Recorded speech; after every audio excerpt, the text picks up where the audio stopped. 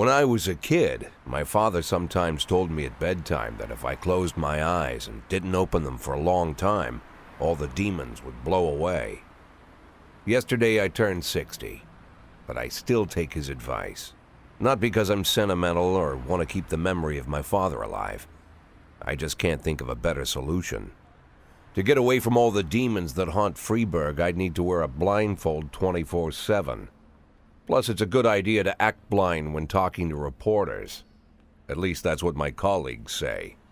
They're afraid of press conferences. But for me, it's more like a confessional.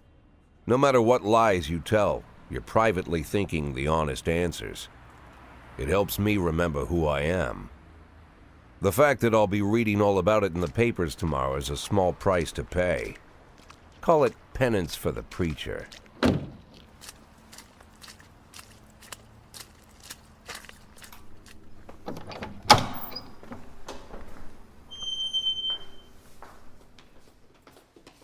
This is the first time I'm afraid of those answers my mind has given me.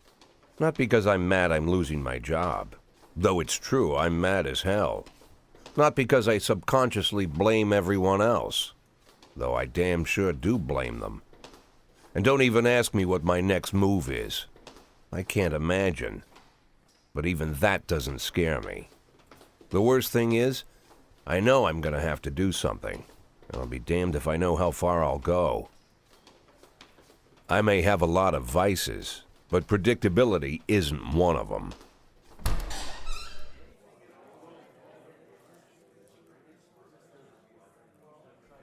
I learned a long time ago how to drive away the swarming demons. But what do you do when they're trying to rip your soul from your skin? Shutting my eyes tight as I can. The best solution remains the same: play blind. I just hope the reporters think I was blinded by the camera flash.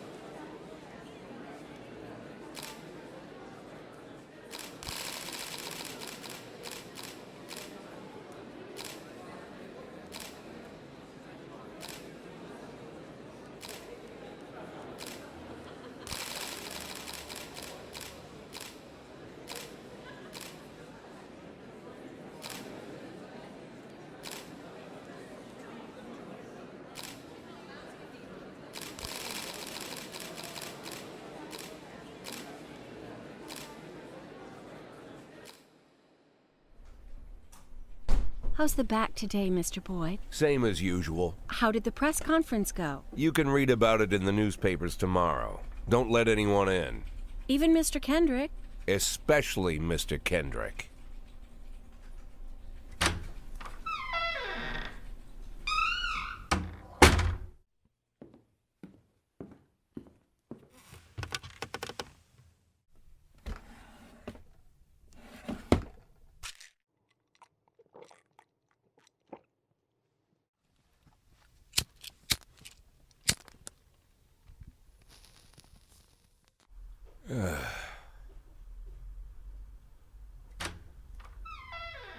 As soon as I heard the door creak, I knew what face I'd see. When I tell Emma not to let anyone in, there's only one man it could be. Rude, arrogant, no warning. That's Mayor Rogers in a nutshell. White summer shoes, white socks, white shorts, white polo shirt, and the white smile of a hungry shark. Mayor Rogers enters every room like he owns the place. Even the floorboards under his feet sound like they're creaking an apology. He never shied away from the odd corruption scheme. It's like the devil walks behind him.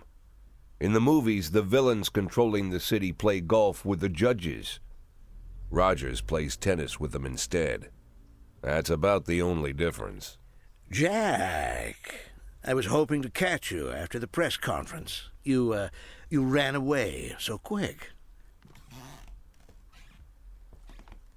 There's no smoking at City Hall. No reason for me to hang around.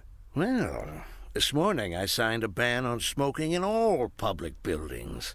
Soon you won't be able to smoke here either. Soon enough, I won't be here at all. That's what I wanted to talk to you about. The people of this city like you, Jack. The police chief of all people. Don't betray that, Jack. Don't get wrapped up in any schemes. Sit nice and quiet for the next 180 days, and you'll be remembered as a hero. That's the only thing that you still have left. Be the hero. Then how am I supposed to scrape together a retirement fund? You had a million chances to secure a luxury pension, one that even I would have envied, although I've never set aside any money for myself. I'm not planning to retire anytime soon.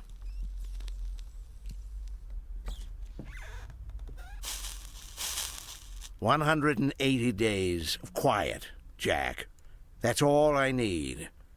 I don't have any problems with you, and you won't have any problems with me. I have a new assistant, Troy Starr. If you have something to tell me, call him. But try not to bother him. He's a busy man." I'll do my best. "And quit smoking up the office. One of my friends will be using it soon."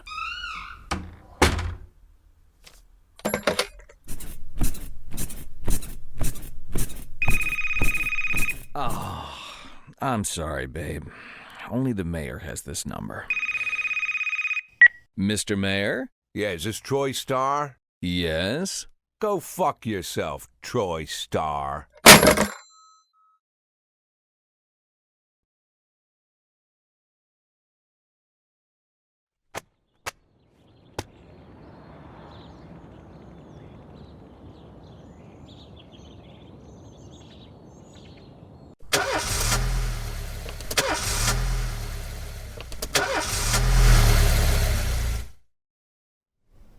Cops don't use the police station cafeteria anymore.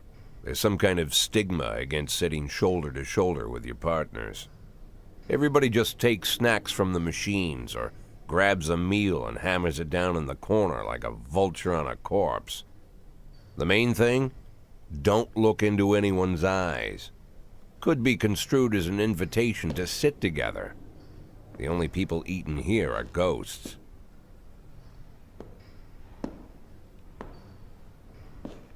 My deputy, Francis Kendrick.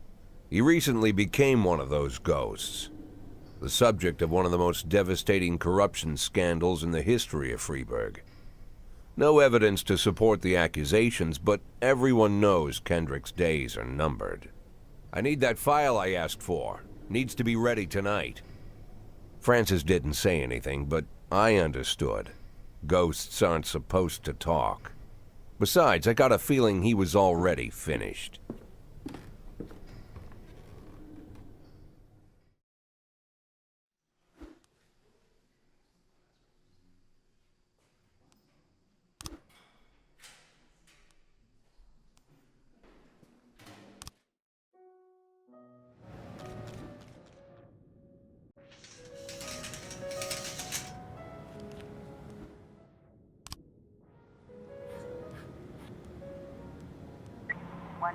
in progress.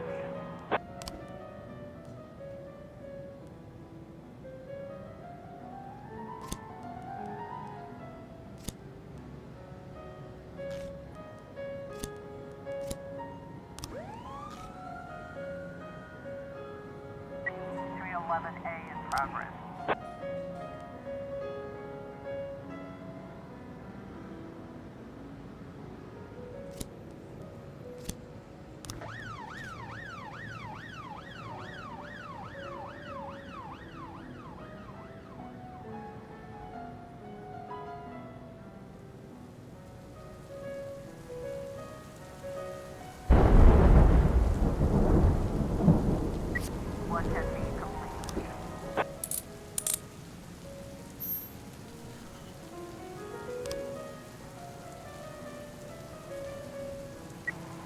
311A complete.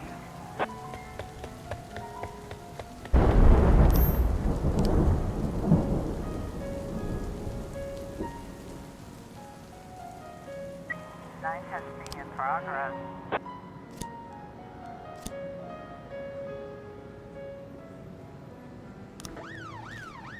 311A in progress.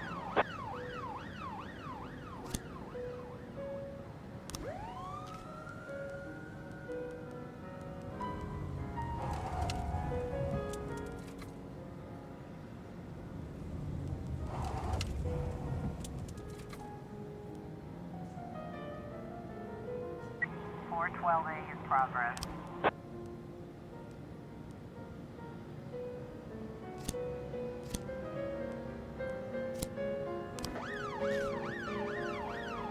Officer on scene. Looks like we have a situation here. 9 testing completion.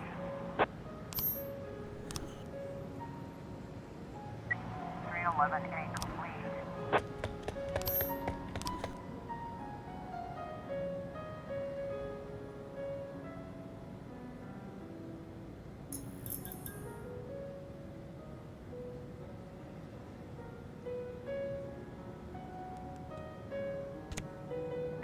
Four 12A complete.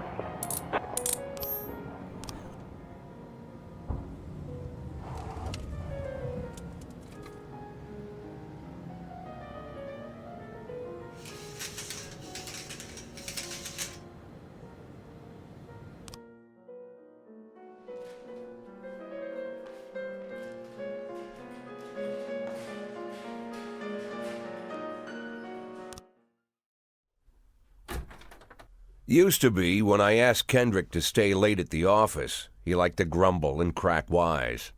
Nowadays, he doesn't have the strength for it. Slumped shoulders, blank stare, wrinkled skin.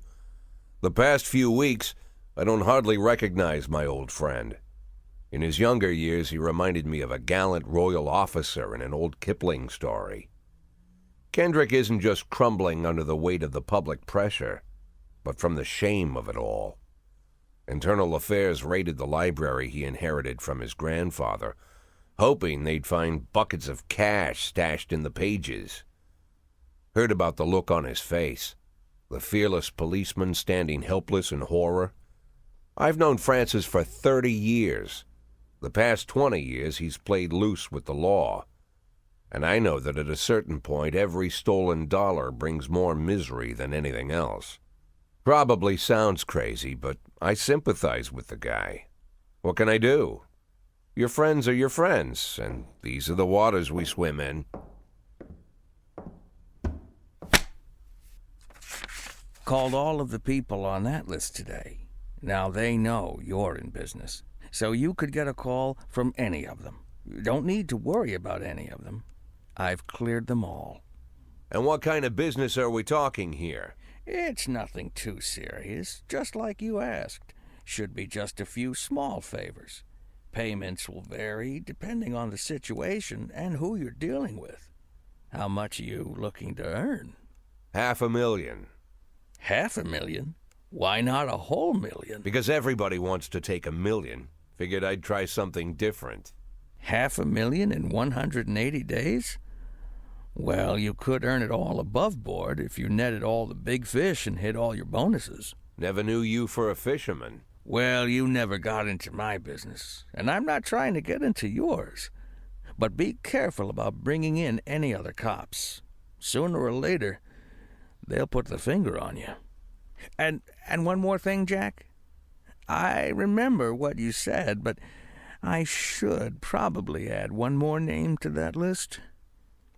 Christopher Sand. Sand. Christopher G. Sand. Everyone knows the name, but few could tell you who he is. The old man stays away from the spotlight. Always wears old-fashioned jeans and knitted sweaters. Gives to charity. Rarely attends social events. An avid hunter, I hear. Even dabbles in poetry.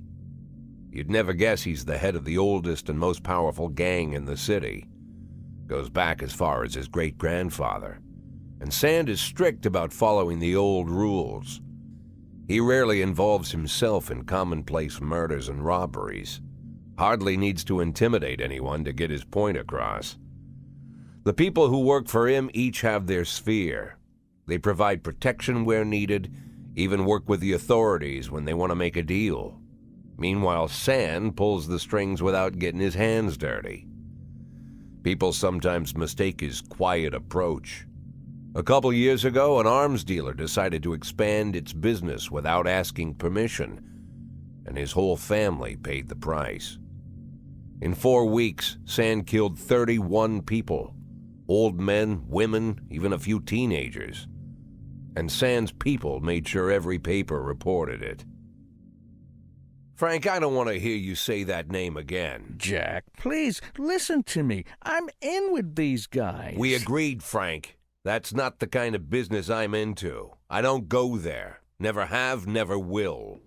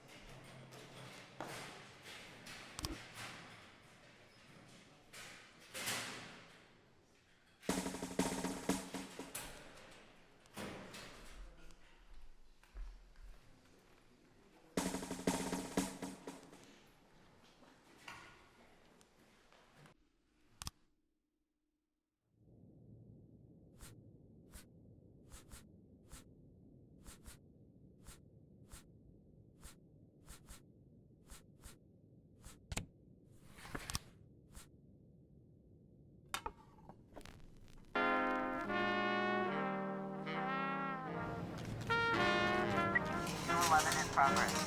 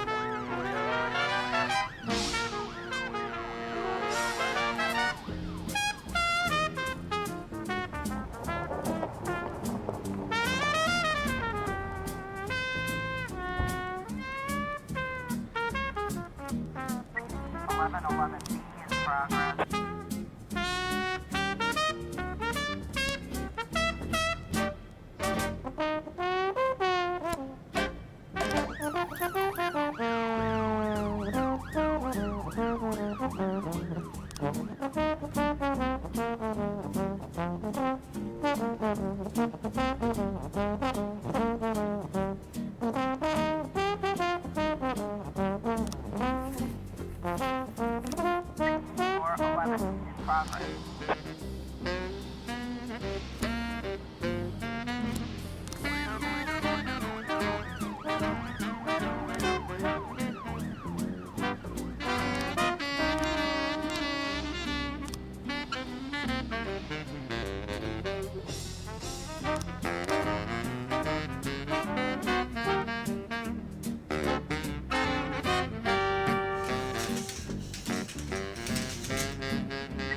Got a situation here.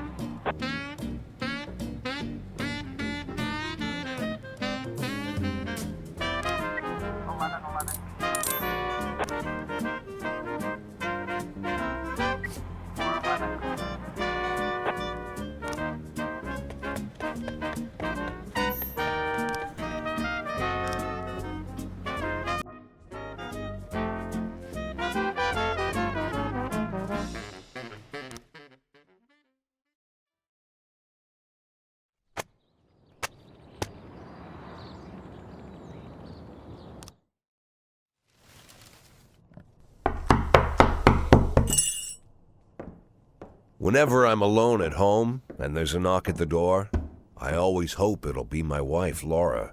She's always forgetting her keys. Hello, my name is Steve, and you're Jack Boyd, is that right? To get to my front door, the Bible boys walked about a mile from the local bus stop, jumping over mud puddles and skirting a couple of landfills. Laura doesn't go in for religion either, but according to her, these brave lunatics with their fake smiles deserve at least a minute of attention. She patiently listens to them, asks them questions, regales them with pastries, and never once dropping a hint of condescension. When I watch her do it, I've got to admit it gets me. I'd have hugged those boys, sat with them on the porch and lit up a cigar. But a month after Laura left, all I could do was quietly ask them not to bother me. Today I'm a little rougher still. Shut the door on his nose this time. Another couple weeks at this rate and I'll be greeting anyone who comes close with my service pistol pointed towards the sky, ready to fire my warning shots. In my life, even the basic stuff never goes like it's supposed to. Normally, when a wife is going to leave home, she'll make a scene or at least sit everyone down for a serious conversation. But Laura just disappeared. The children in the stories always stand on the side of the mother, but all three of our sons supported me. The in-laws always blame the husband for making their daughter unhappy. But now Sally, Laura's mother, well, we sort of have a pact. The fellow Laura ran off with is young enough to be her son. I hear he's 30 years old. Of all the possible information a man can know about his wife's lover, I get hit with that. Fortunately, Laura's mother doesn't like the way it sounds either. Sally figures this guy just thought he'd have some fun with a mature woman, but he'll be back chasing college girls before the year is out. So we have an agreement. Sally's going to track down Laura and try to reason with her, and we'll arrange a meeting. Meanwhile, I'm supposed to not do anything stupid, which of course means anything at all. It's a crazy situation. I'm the police chief, and the person I'm trusting to find my wife is an old woman armed with a phone book. But I can't afford to lose Sally as an ally. So for the moment, I had to swallow my pride.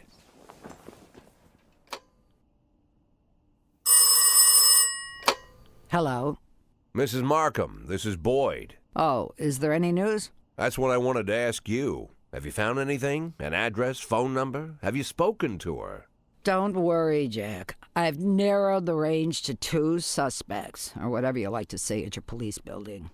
At my police building, we find people faster than a funny old woman chirping on the phone with my wife's girlfriends. Oh, you're an old man, Jack. Come to your senses. They'd give us straight odds on the street.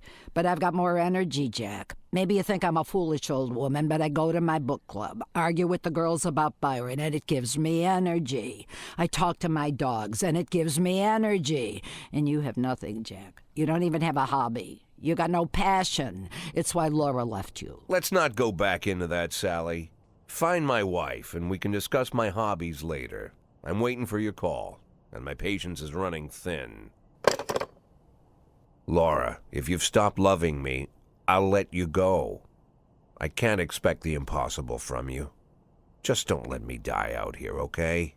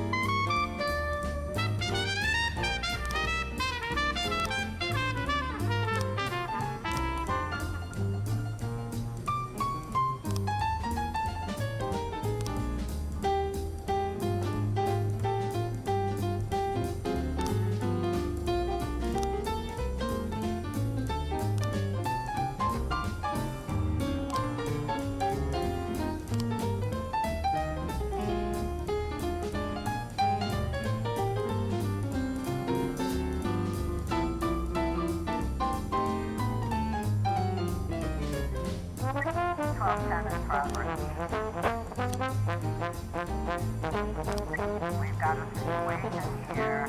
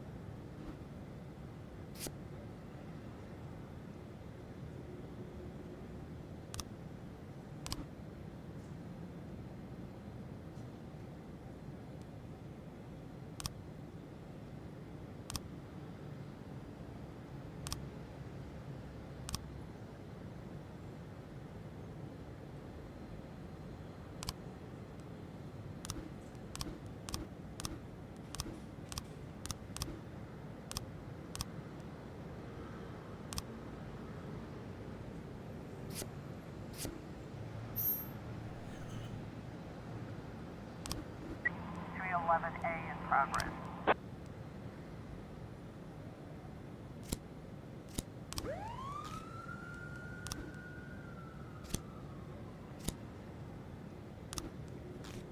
A in progress.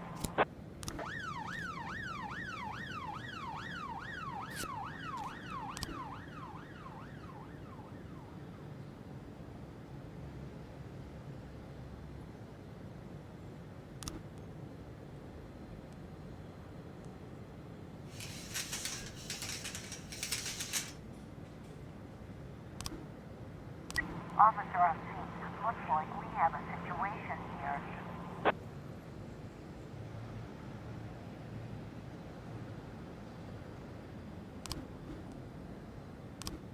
A complete.